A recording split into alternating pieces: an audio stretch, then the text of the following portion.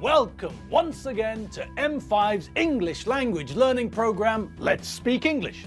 I'm Gav Duncan and I'm here on your TV to help you learn English.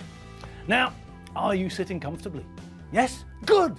And are you ready for today's lesson? Yes? Good! Okay, well, let's learn English together. And hello again. Welcome, welcome, and Merry Christmas! Yes, it's Christmas Day. Well, it is for us. For all the people in the UK, it's not today, but tomorrow. So that means that we've got one up on them. Yes, we're here and we know that we're luckier than they are. They've got to wait another day until Christmas comes to their house.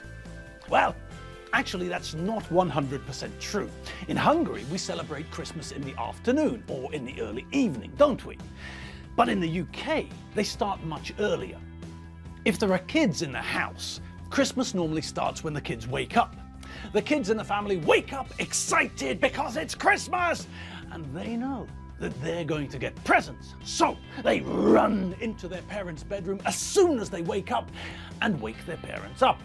Then the whole family has to get up because the kids are excited about getting presents. Do you all remember what I told you about Christmas stockings? Normally, the idea is this. You get your stocking filled by Father Christmas and the rest of your presents come from your mum and dad. Well, that's how it was in our house, at least. But back to the stockings. We always wanted to open our presents at once, as soon as we got up. But there was a rule that my parents insisted upon. The rule in our house when I was younger was that we were allowed to open our stockings before breakfast, but that was all. After we'd opened our stockings, then we had to act like it was a normal day. Well, almost a normal day. So we had to change out of our pajamas and help our parents make breakfast. Because it was Christmas Day, our mum and dad always had a Bucks Fizz, a cocktail of orange juice and sparkling wine. Not that pop band from the 1980s. So this, yes please, but definitely not this, no thank you. I'll make another fly-by night. Get a run for your money and take a chance and it'll turn out right. And when you can see how it's gotta be, you're making your mind up.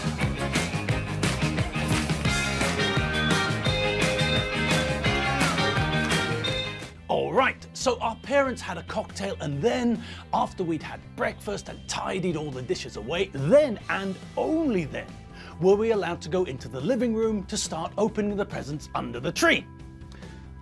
As I said, we had to change out of our pajamas, but we didn't have to dress up properly. We were allowed to wear things like a pair of tracksuit bottoms and a t-shirt, something like that. We didn't have to dress up properly. This was just the family opening presents together, so it was nice and relaxed. No need for a tuxedo and a bow tie. This is just family.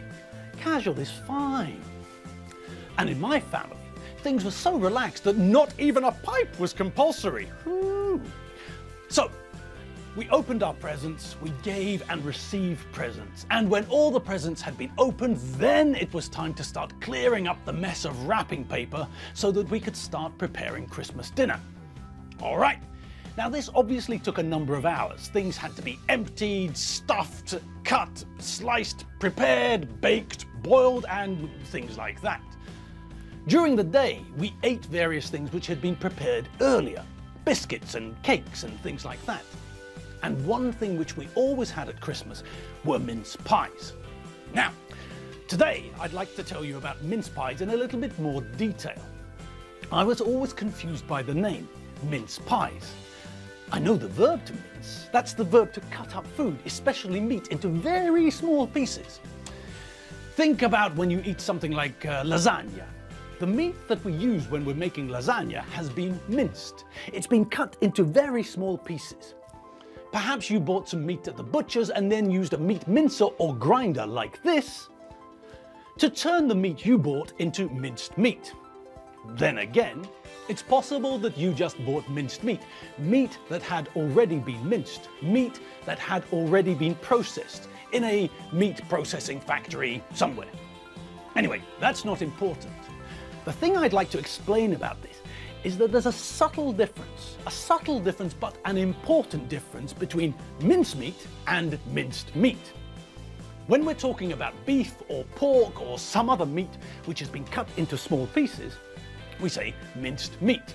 Then we're using the past participle of the verb to mince, to let people know what has been done to the meat. It has been minced. It has been cut into very small pieces. And so, we call this meat minced meat. It's meat which has been minced. The verb to mince. Mince, minced, minced. I mince meat. This machine minces meat. Have you minced that meat yet? Yesterday I minced 3 kilos of beef. This machine minced a lot of meat last week. The beef has been minced. The pork hasn't been minced yet. All right, so that's where we get the noun from the verb. All right, but the noun we use to describe the meat which has been minced is mince.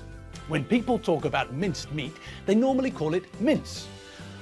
When we used to make American bean pie or shepherd's pie, for example, the first thing we had to do was put the mince into a frying pan and fry it until it was browned. We fried the mince. We fried the minced meat until it wasn't red, but brown. So the verb to mince, the verb which means to cut meat, normally into very small pieces, which gives us 2 nouns, minced meat and the informal version, mince. Okay. But the things we eat at Christmas, one of the traditional Christmas snacks are these things. Okay, and here's the confusing thing. These are mince pies. And that always caused me problems. I seriously believed for a large part of my life that these small pies were filled with minced meat. I seriously expected these to be some sort of lasagna in a small pie, but they're not. These things, these mince pies, are filled with mince meat. Not minced meat, but mince meat. And this, for the British, means something different. This is what mincemeat looks like. So, as that picture demonstrates, we're not talking about meat, are we? Nope. This isn't beef or pork or any other meat cut into very small pieces, is it? No. This, somewhat confusingly, is mincemeat. Not mince, not minced meat, but mince meat. And yes, to make it more confusing, some people call minced meat mincemeat. It's no wonder that I was confused when I was younger. All right, so back to the mincemeat pies, the things we normally call mince pies. The sweet mix of things which we make and then bake into little pie dishes. So, let's have another look at the photo of that mincemeat, shall we? All right, now, what can we see? What can we detect? What can we identify? Which things can we recognize in this photo? Well, all right, this is easy, isn't it? Yes, A is a spoon and B is a jam jar. Great, easy peasy. But what about the ingredients? What can we see in the jar and on the spoon? What is in mincemeat? What things do we cook and bake to make mincemeat? Well, let's have another gander, shall we? All right, well, let's put some arrows onto the picture, shall we? Then we'll have a go at identifying what's in this mincemeat stuff, okay?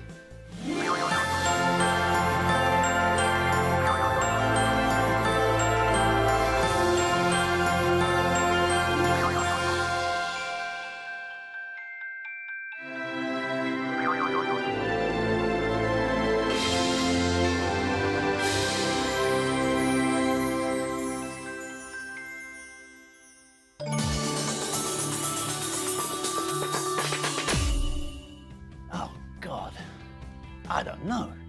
It's all such a mess, isn't it? I can't really make head or tail of it. I tell you what, let's see what's in the recipe, shall we? Well, for a start, mincemeat is basically a load of fruits and spices mixed with something called suet. So when we look at that photo of the mincemeat, what we might be able to identify is, say, some pieces of apple, some currants, some sultanas, various spices, and some candied peel. Okay, so what are all those then? Well, apples are easy, aren't they? We all know what apples are, don't we? Yes, they're these things. So, apples. We have bits of apple in mincemeat. Okay, So somewhere in that mixture there are bits, small cubes perhaps, of apples. Perhaps green apples, maybe red apples, I don't know. Okay, what about currants and sultanas? Well, these two are part of a group of three. We have currants, raisins, and sultanas. Okay, so the obvious question is, what's the difference between this one and that one? And what's the difference between that one and the other one? Well, it was a mystery to me, so I looked them all up in the dictionary, and according to the dictionary, a currant is a small dried fruit made from a small seedless type of grape. These, ladies and gentlemen, boys and girls, aardvarks, sloths, octopuses and zebras, these are currants.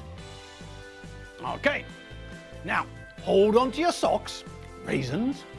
What's a raisin when it's not at home? Well, again, according to the dictionary, a raisin is a partially dried grape. That's all the dictionary has to say about raisins.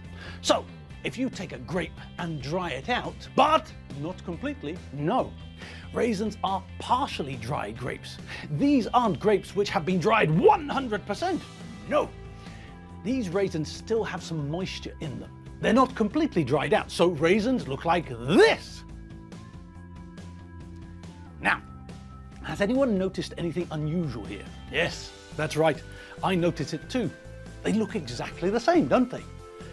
I can't see what the difference is, but I didn't give up. No, I fired up the internet machine and found an incredibly boring and confusing article about the difference.